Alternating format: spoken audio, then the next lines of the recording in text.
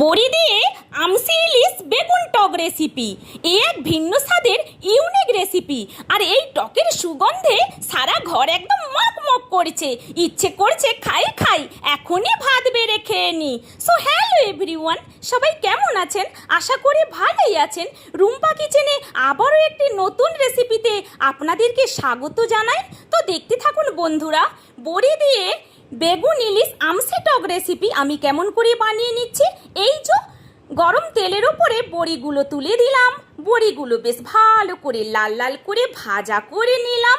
বেশ ভালো করে বড়িগুলো ভাজা হয়ে গেল। এবার ওপর থেকে মাছ ভাজাগুলো তুলে দিলাম, বেশ মাছটাও লাল লাল করে ভাজা করে নিলাম। খুব বেশি লাল করব না, ইলিশ মাছগুলো কিন্তু বড় বড় রয়েছে, আর টকের মাছ কিন্তু খুব বেশি কড়া করে ভাজা করবেন না। এইবার ভাজা হয়ে গেল। এবার ওই তেলের উপরে বেশি করেই তেলটা দিয়েছিলাম, ওর উপরে কালো সর্ষে, 5 ফোড়ন, শুকনো লঙ্কা ফোড়নে দিলাম। এইবার ডুমো ডুমো করে কেটে রাখা বেগুন তুলে দিলাম। এইবার ওপর থেকে পরিমাণ মতো নুন, পরিমাণ মতো হলুদ গুঁড়ো দিয়ে দিচ্ছি। দিয়ে বেশ ভালো করে একটু নাড়াচাড়া করিয়ে নিচ্ছি।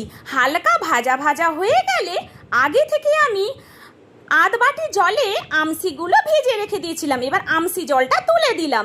এবারে ফুটতে দিলাম। এবার ওইদিকে আমি একটু সর্ষে বাটা করে নিতে চলে যাচ্ছি।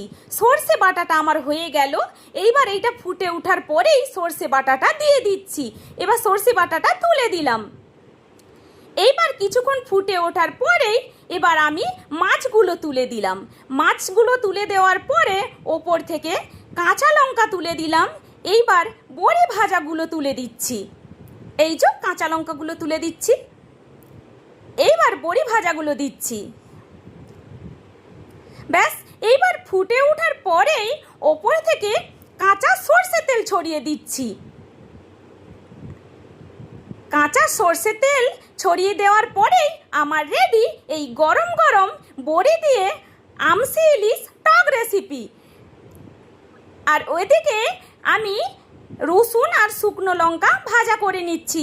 লাল লাল আলু মাখার সঙ্গে এই টক রেসিপি পরিবেশন করুন, খেতে কিন্তু দুর্দান্ত টেস্টি হয়। এই যে রসুন আর শুকনো লঙ্কাটা বাটা করে নিলাম, নিয়ে মেখে নিচ্ছি মূলে, বেশ ভালো করে লাল লাল করে আলুটা মেখে নিলাম, নিয়ে পরিবেশন করুন।